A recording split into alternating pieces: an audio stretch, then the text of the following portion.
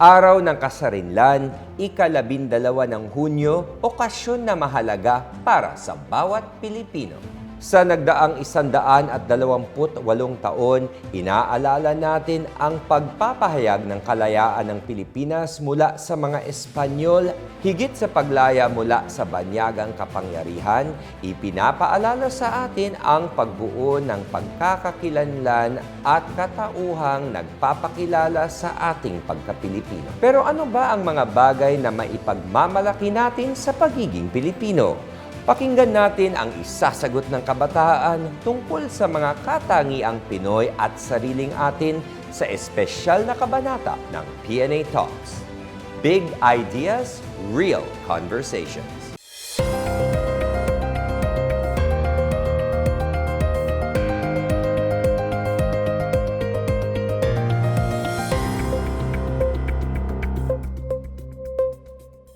Siguro yung talento ng mga Pinoy, tsaka kung paano tayo magkaisa.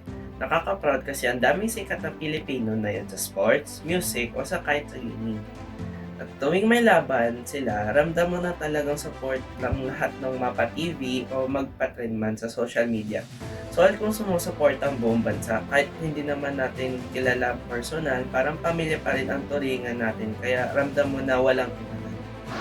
Ma'am, para sa akin mo, what makes me proud as a Filipino po is yung history po namin wherein despite po the colonization po, yung naging intact pa rin po yung mga ibang traditions ng mga Filipino. Ito rin po naging usap yung culturation po, yung wherein yung mga dating organic holidays po na ginagawa ng mga organic events ng mga Filipino, parang naging event na po for precision to show respect for them.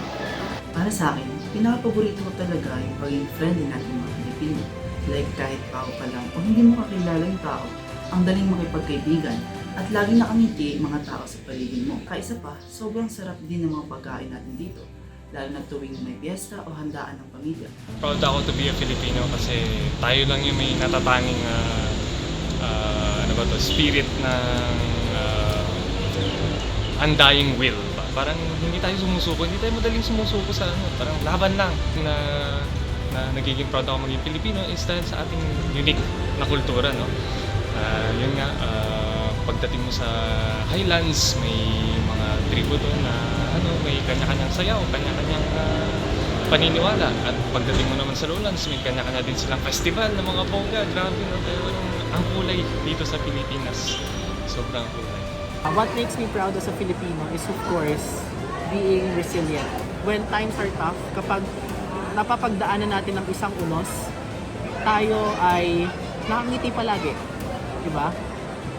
Whenever we are experiencing violent earthquakes, violent typhoons, we never forget to smile.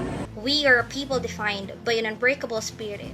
Kahit anong bagyo o trahedyang tumating, hindi tayo sumusuko. Bumabangon tayo. We'll lift each other up and remarkably, nakangiti pa rin tayo sa gitna ng pagsubok. Ang mga ngiti at pag-asa ng Pilipino ay isang bagay na labis hinahangaan ng buong mundo. I'm proud of the rich tapestry of who we are. Buhay na buhay ito sa ating musika, sining, mga tradisyon at sa kasaysayang ipinaglaban ng ating mga bayani. It's in our bayanihan spirit, the respect we show our elders, and the way we treat strangers like family. Ibang-iba ang kulturang Pinoy, puno ng pagmamahal. Kahit saan man tayo mapadpad sa mundo, dala-dala natin ang init ng ating pagtanggap at ang ating matibay na pananalig. We carry the best of the Philippines wherever we go. Ako na naging Pilipino ako dahil sa aming kultura, sa mga pagkain, at sa aming mga ugali. Proud ako bilang Pilipino dahil tayo ay kilala sa pagiging matatag, masayahin at matulungin. Hindi tayo nag-iiwan sa oras ng pangangailangan.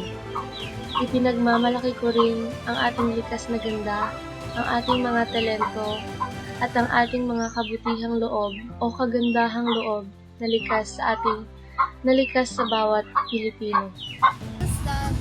My parents taught me to be respectful and have a spiritual belief and discipline to ourselves and to be a resilient.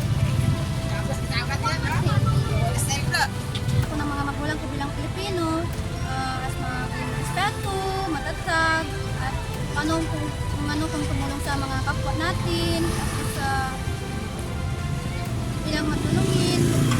Proud ako sa aking pagiging Pilipino dahil tinuturuan ako ng mabuti para sa aking kinabukasan. Is of course our diverse culture. Kay isa-isa talay lahi tag gigikanan. We have our different culture, different traditions, different dialects.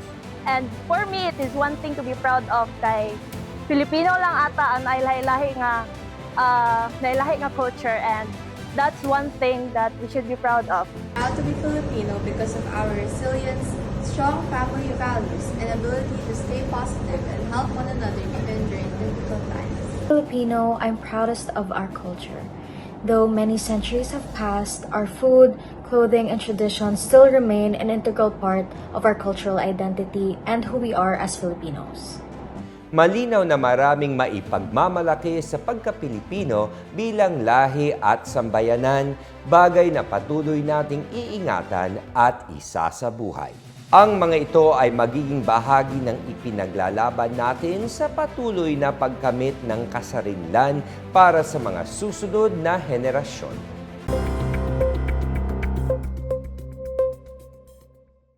Big ideas, real conversations. This is PNA Talks.